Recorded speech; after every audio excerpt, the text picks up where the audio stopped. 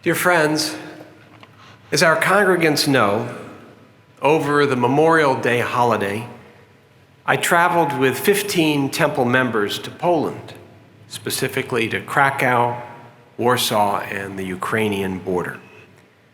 Many of my fellow travelers are present tonight, and you'll soon hear from a few.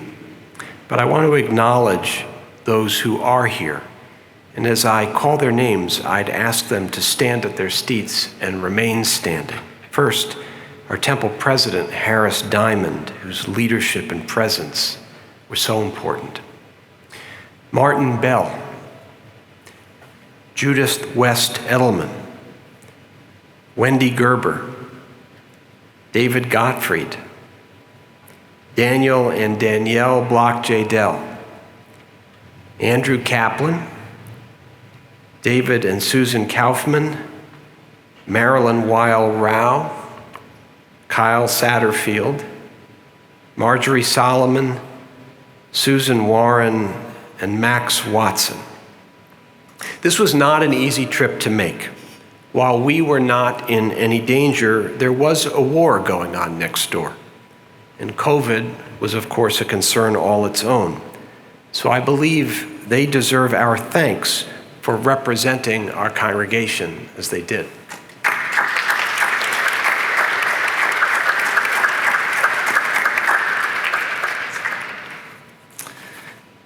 To be clear, it was a congregational effort. In the days leading up to our trip, many of you contributed supplies that we delivered in dozens of duffel bags. And of course, dollars we delivered in the form of grants to some of the organizations doing extraordinary relief work.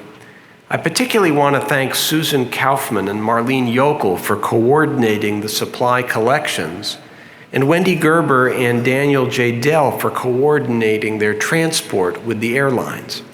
And also my gratitude to Marty Bell for getting the word out to the press that Emmanuel had undertaken such a mission. For each of us who made this journey, the experience was a profound one, in ways we anticipated it would be, and in ways we had not. And I've invited 6 of our group, each briefly, to share their feelings about it tonight, and a few pictures too. Before they begin, let me offer this little bit of context. We made the journey to bring relief, and you can see some of the duffel bags in that photograph. But we also made it to bear witness to the suffering of the Ukrainian people. And in a world which too often not only turns a blind eye to human suffering, but allows it to be written out of history altogether, we Jews know from our own experience that bearing witness is a sacred duty. And in a world which too often feels cruel and bereft of hope, we also came to bear witness to the extraordinary heroism of countless Polish citizens who are caring for their Ukrainian neighbors. Bearing witness to the best in humanity is equally sacred, for it restores our faith in the possibility of a brighter tomorrow. But there were 3 other threads that wove through our 3.5 days we may not have anticipated experiencing. First was the rebirth of Jewish life in Poland after the fall of the Soviet Union. In Krakow especially, we experienced a growing, vibrant, young Jewish community. Second was a realization that Poland today is not the hotbed of anti-Semitism we might suspect it to be because of 20th century history there. There is, in fact, an increasing interest in Judaism within the country because of the importance of Jewish cultural life through centuries of Polish history prior to the Holocaust. And finally, all of us felt an extraordinary sense of pride at the work of the Polish Jewish community to care for Ukrainians of every faith and to make it possible for those who sought Aliyah to Israel to make Aliyah. And we were reminded poignantly that had the state of Israel existed 80 years ago for victims of genocide in the very same land, many millions of Jews would not have been slaughtered. It was a powerful journey. So now to share with you their reflections, and I would ask them to come up one after the other in this order. I would call first Wendy Gerber, then Judith West Edelman, Martin Bell, David Godfried, Susan Warren, and our President Harris Diamond.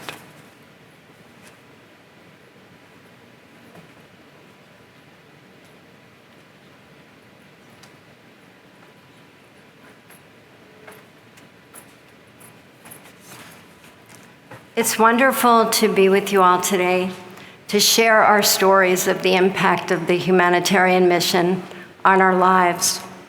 For me, our mission provided a vivid story of how the best of humanity can arise from the worst in humanity.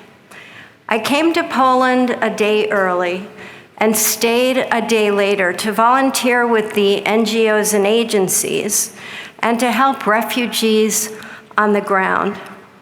I met Larry, who you see, who's 12 years old.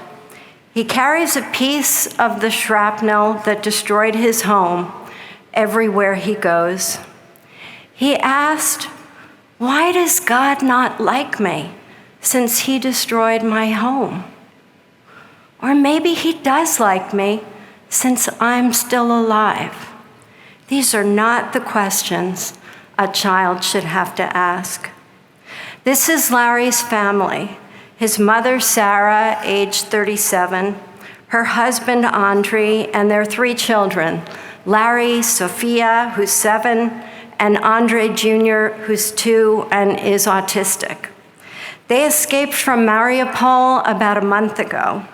I got to know Sarah very well when I was volunteering with the Jewish Agency for Israel in their children's center. Sarah told me that their house was bombed almost from the beginning of the war. After 3 days, they left for a friend's house where you can see they lived in the basement for over a month with 3 other families. In tears, she explained to us that she was scared to escape with her family because she had heard from others that the Russians fire at Ukrainians escaping in the Green Corridor, even though these evacuation routes are supposed to be safe. But she had no choice, and she had no home. Sarah told me when I saw this photo of my house, the house that my parents gave me, my heart broke. And now there is the same hole in my heart as in the house itself. And you can see the area marked in red that was their house. There was so much joy and so much happiness, and now it was just torn out. Her husband, Andre, drove the family out of Mariupol, passing dead bodies on the street with the children in the car. They went to a synagogue in Uman to be blessed for a safe passage. Once the family was safe, Andre went back to Mariupol to rescue 25 more people. And they are among the lucky ones who managed to escape. At least 21,000 Mariupol civilians were killed during the Russian siege on this port town. Our humanitarian mission, as Rabbi Davidson said, took us from Krakow to the Polish border town of Przemysl, to the biggest border crossing, Medyka, and then on to Warsaw. During the peak of the crisis, 1,500 Ukrainians were crossing into Poland every hour at Medyka, and this was on foot. Approximately 3.5 million Ukrainian refugees have entered Poland since the war began. The incredible impact of that can be recognized by the fact that this is 10% of Poland's general population. Now it's a different story at Medyka. There are more Ukrainian refugees returning to Ukraine than coming into Poland. But everyone knows that this could change at any moment. Sarah and I have stayed close in contact since I left Warsaw. She continues to send me photos and to reflect on the life she lost. Our apartments simply don't exist, she wrote. We have nowhere to live. It's a pity there are no family photos and no photos of our parents who died. We actually spoke right before I was coming to synagogue tonight. And this morning, she sent me a video of her building being demolished yesterday. It was heartbreaking. I left Poland, but part of my heart remains there with them. While it's difficult to hear these stories, it's important. Bombs erase lives in a moment and leave scars that last a lifetime. The spirit of humanity that has been built through countless individuals and NGOs since this war began provides a beacon amidst Putin's atrocities and inhumanity. For the sake of humanity, we must continue to do all we can to support Ukraine and its people. We cannot forget.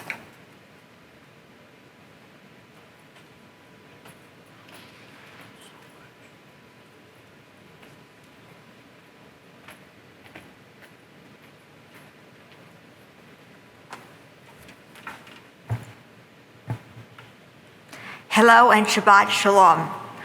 I've spent a lot of time thinking about what the most memorable experience of our trip to Poland was, because there were so many intense, emotional moments, so many terrible human stories.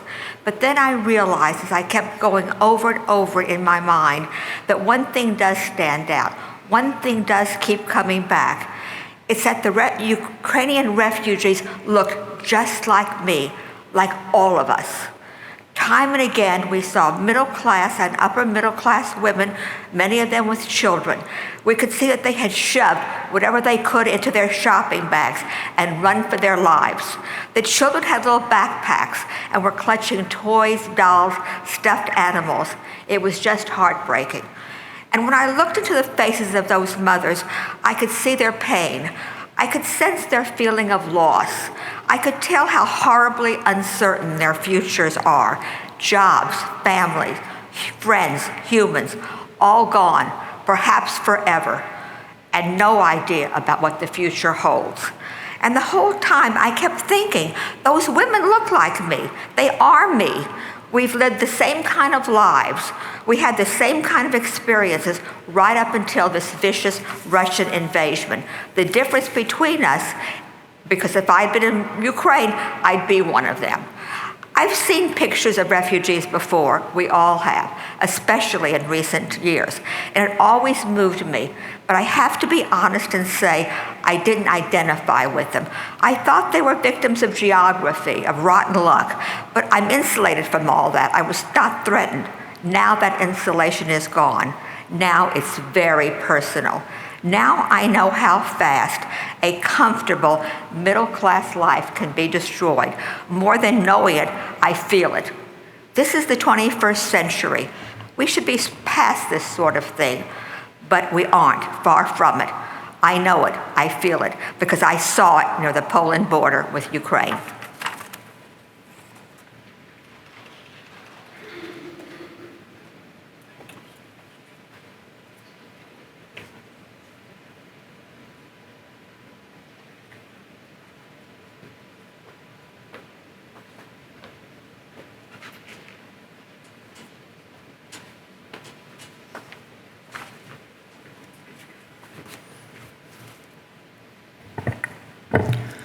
When we received that first email from Rabbi Davidson saying that there would be a humanitarian mission to the Ukrainian border, he spoke about offering comfort to those fleeing from the war and bearing witness to the suffering, as we just heard Wendy talk about.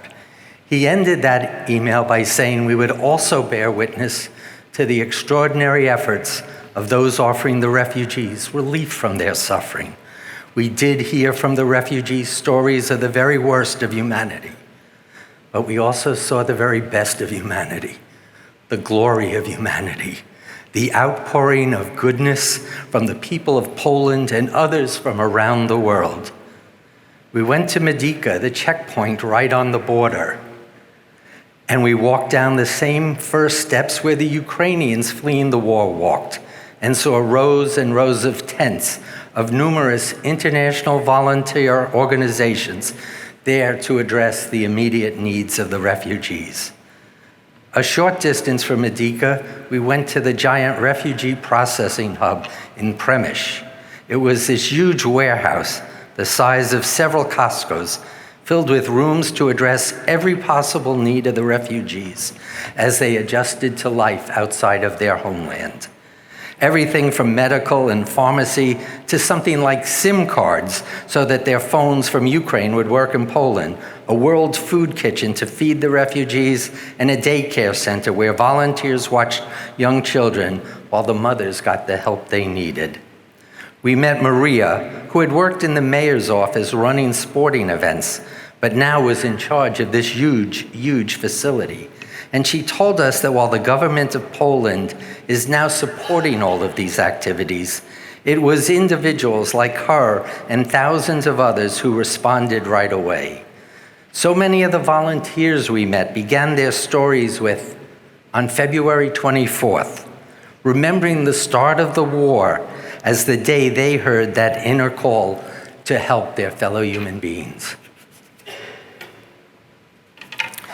The processing hub had a very strict rule of no photos inside to protect the privacy of refugees. Among the many, many rooms and booths in the processing hub was the medical center run by Hadassah, and there the head doctor asked us to take a photo with our group. While there, we met a woman who was volunteering while on her 2-week vacation from work as a doctor on the Upper East Side. In Krakow, we went to a very unique department store. There was an area for women's clothes, one for men's, one for children's, a shoe department, but the store was missing one thing. There were no cash registers. This was where the refugees would get what they needed. We met Maria, a volunteer running the department store, who walked us through the logistics of sorting the donations they received from people around the world, including more than a dozen large duffel bags we brought with clothes donated by our Temple membership. It seemed that wherever we would go, we would see the logo of the JCC of Krakow. At a counseling center here for women and children refugees from Ukraine, not just Jewish refugees, but all refugees.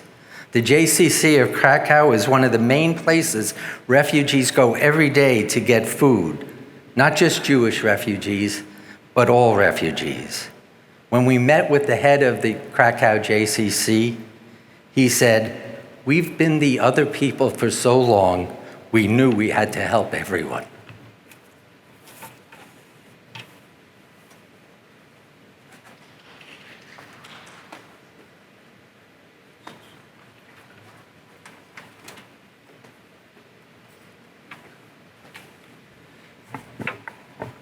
So I'm honored to share part of the trip our Temple Emanu-El experience in Poland. An important touchstone of our experience in Krakow was our visits to the JCC, where we heard from the center's director, Jewish and Catholic volunteers, Ukrainian refugees, and a Holocaust survivor. What I would like to focus on for the next couple of minutes is the rebirth of Jewish life in Poland. The JCC is in the old Jewish quarter in Krakow, known as Kazimierz. Freedom of worship was granted to the Jews by decree of Boleslaw the Pious 750 years ago. Before our Shabbat dinner at the JCC, we walked through part of the historic district and passed by the Ramah synagogue. When it was built in 1525, it was known as the New Synagogue. The next photo is a picture on the wall in one of the meeting rooms for senior citizens in the JCC and harkens back to the origin of the Krakow JCC. In 2002, the Prince of Wales, Prince Charles, visited Krakow and met with Holocaust survivors. Moved by their stories, as we were, he wanted to help. In 2008, the prince returned to Krakow to attend the formal opening of the JCC, which has become a vital hub for reestablishing Jewish life and traditions. In the spirit of Tikkun Olam, on February 24th, after the Russian invasion of Ukraine, the Krakow JCC immediately pivoted its focus to a large-scale effort supporting refugees of all faiths and of all religions. The next slide is meant to recall our meeting with Jonathan Ornstein, who is a native New Yorker and who has been executive director of the JCC in Krakow since it opened in 2008. Pictured here during a 2020 visit by Nancy Pelosi and New York's Nita Lowey is Jonathan Ornstein. He presented a compelling vision of hope and rebirth to commemorate the Holocaust and to celebrate and build on the deep Jewish roots in Poland. His work to bring back a vibrant, progressive Jewish community in Krakow has taken many forms, including an annual Ride for the Living that travels from Auschwitz to the JCC. He shared stories of Polish people who have rediscovered their Jewish roots in the decades since the end of communism in 1989. Our next speaker will recount one such remarkable story. We had the opportunity to attend the Havdalah service on Saturday night, the first since the start of the pandemic in Krakow. It was a powerful experience. In front of the tree you see in this picture are members from our congregation, and behind them is the Temple Synagogue. In addition to Hebrew, the service was given in Polish, Ukrainian, and English. I could not help but thinking that the braided Havdalah candle took on additional symbolic meaning that night. 3 languages, 3 cultures, and 3 time frames for Jewish life in Poland: past, present, and future.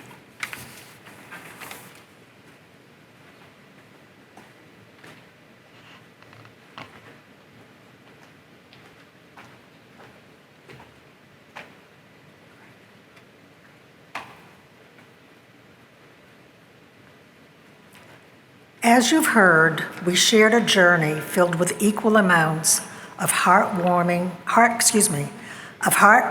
and heartwarming moments, filled with tears for the suffering and gratitude for the individuals and NGOs providing aid. On day 1 of our indelibly meaningful and memorable journey, we were introduced at the JCC Krakow to Holocaust survivor 87-year-old Zosha, who promptly retorted, "I'm not 87 till November."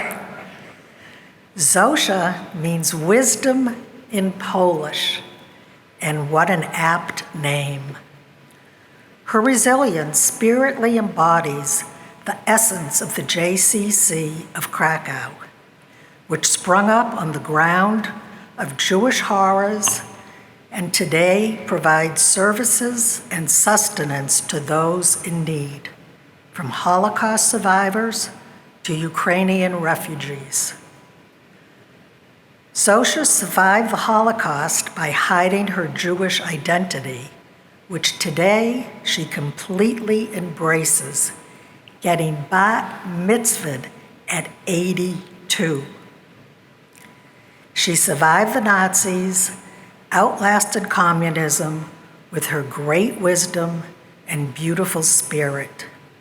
Her fervent belief is knowledge gained from travel and meeting the other combats the ignorance and false superiority resulting in the denial of freedom in the past as well as today.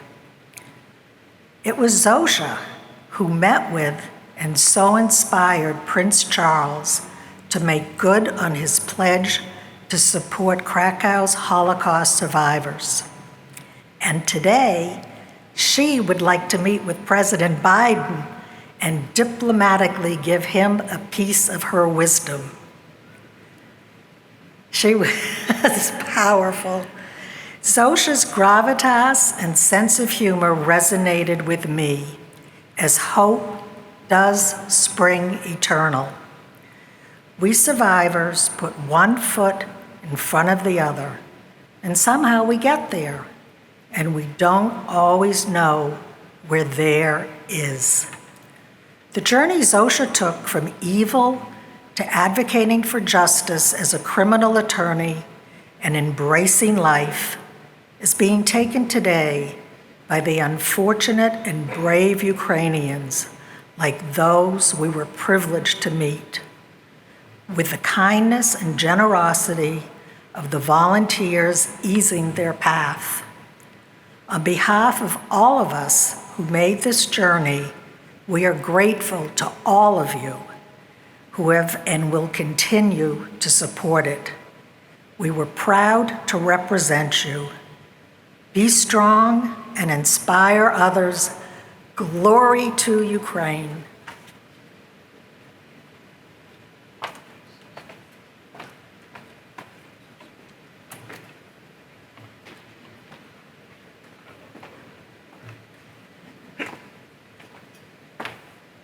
In case you haven't figured out, glory to Ukraine is an expression we heard almost every place we went.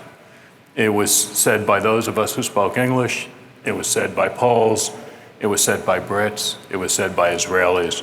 It was something to be said to all of the Ukrainian refugees. My privilege tonight as president is to actually say thank you. To say thank you to the congregation for supporting this mission. To point out that our philanthropic committee decided to make special contributions to aid groups in the Ukraine.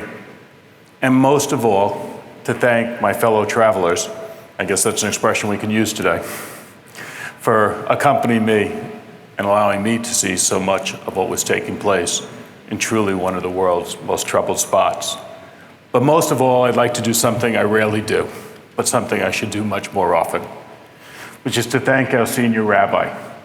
When Josh called to say that he would like to lead a mission and to ask members of the congregation to join him to go to the Ukraine, it reminded me that he has always kept Tikkun Olam first and foremost alive among all of our members. And Rabbi Davidson, on behalf of all of us, on behalf of the people in Ukraine, and as somebody said at the JCC in Krakow, specifically on behalf of them, we would like all to thank you for everything you did.